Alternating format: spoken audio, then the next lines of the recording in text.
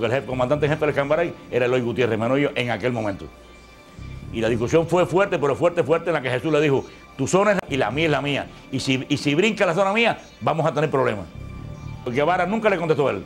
Agachó su cabeza y dejó escapar, vaya, Y entonces intervino en esa discusión el comandante Armando Acosta Cordero, estaba el comandante Ramiro Valdés, el capitán Olo Pantoja cuando era capitán. Es precisamente el fusilamiento del comandante de la Revolución, Jesús Carrera Sayas, uno de los hechos que resaltan el carácter vengativo de Ernesto Guevara de la Serna. Ernesto Guevara fue mandado por Fidel Castro a la sierra del Escambray para quizás evitar que el segundo frente dividiera la isla en dos mitades. Armando Fleites, médico, fue comandante del ejército rebelde y uno de los fundadores del Segundo Frente Nacional del Escambray. El Segundo Frente Nacional del Escambray envió como oficial para las primeras conversaciones con Ernesto Guevara al comandante Jesús Carrera. Jesús Carrera, cumpliendo los acuerdos del Segundo Frente, dio unas cartas y se creó una situación quizás desde ese momento antagónica y difícil entre Guevara y Jesús Carrera.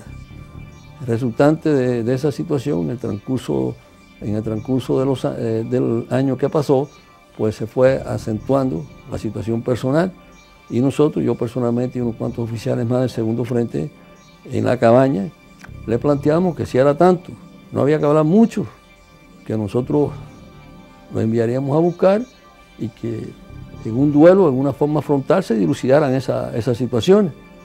Entonces dijo que no tenía intenciones en tener un duelo ni tener una cosa con Carrera. Entonces dijimos, bueno, si es esa situación, pues ya vamos a dar este episodio por terminado, ¿no? Y sin embargo, por órdenes del Che Guevara con Fidel Castro, es que prenden a Jesús Carrera. Y más tarde Jesús Carrera es fusilado, precisamente, por la persecución y por la venganza, el odio, el resentimiento y la cosa de personalidad. No quiso dilucidar como dilucidan los hombres en un frente de combate o en un duelo, sino veló la oportunidad y por la espalda lo lleva, tenía todo el poder y por la espalda le cuesta la vida. Entre las hazañas injustamente atribuidas a Ernesto Guevara de la Serna está la toma en la ciudad de Santa Clara de un supuesto tren blindado. Varios de los protagonistas de ese hecho contradicen lo expuesto por el régimen castrista y manifiestan que todo lo orquestado, más que una proeza militar, fue una traición a una negociación ya acordada por el Segundo Frente Nacional del Escambray con oficiales del ejército de Batista.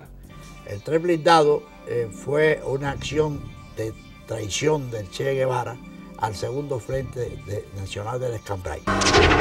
Lázaro Asensio, abogado y periodista, fue comandante del ejército rebelde y miembro del Segundo Frente Nacional del Escambray.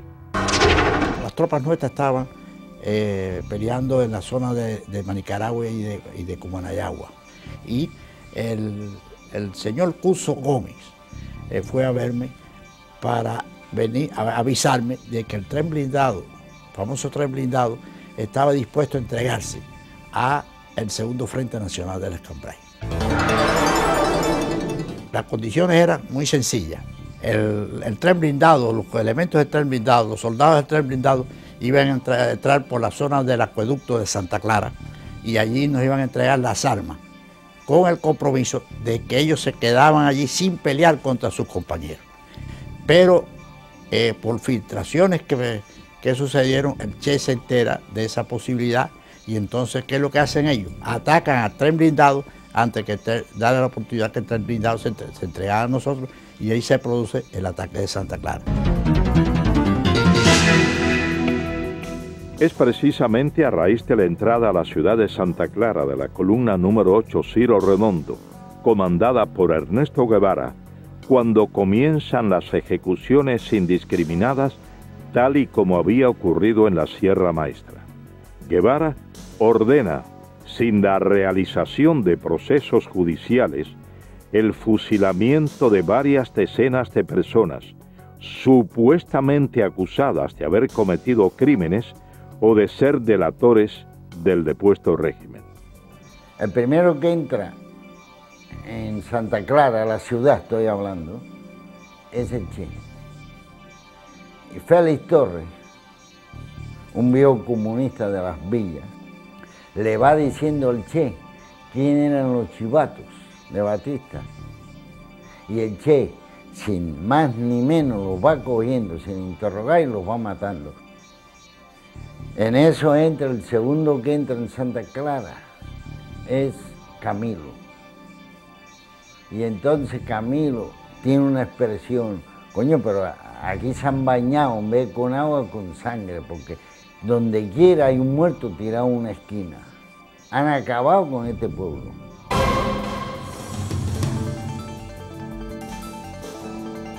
Triunfa la Revolución Cubana.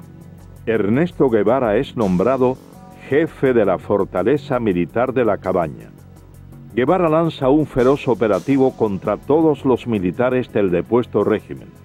Se crea la llamada Comisión Depuradora. Estuve trabajando en la fortaleza de La Cabaña a las órdenes de Ernesto Che Guevara, que era el jefe militar de esa fortaleza. Napoleón Vilaboa había sido miembro del movimiento 26 de julio. En enero de 1959 comenzó a trabajar en la llamada Comisión Depuradora en la fortaleza de La Cabaña, bajo las órdenes de Ernesto Guevara. La Comisión Depuradora es un organismo que se crea, lo crea el gobierno de Fidel Castro con el pretexto de depurar las Fuerzas Armadas en Cuba. Claro, el fin de esto era simplemente implantar el terror revolucionario en Cuba mediante los fusilamientos. Esos fusilamientos eran una cosa arbitraria, porque los infelices que llevaban allí ya estaban previamente sentenciados a muerte, como en el caso, por ejemplo, del primer teniente José Castaño, que había sido jefe del BRAC y que fue asesinado personalmente por el Che Guevara en su propia oficina, y contra el cual no había ningún tipo de pretexto legal para poderlo fusilar, porque este señor ni había matado ni había torturado a nadie durante el régimen de Fulgencio Batista. Mi padre fue asesinado por Ernesto Guevara el 7 de marzo de 1959. La razón por la cual Ernesto Guevara mata a mi padre es por la razón de que mi padre tenía un extenso conocimiento sobre las actividades comunistas en Cuba. Desde hacía 2 o 3 años, mi padre era el segundo jefe, primeramente del Servicio de Inteligencia Militar y después del BRAC, que era el Buró de Represión de Actividades Anticomunistas.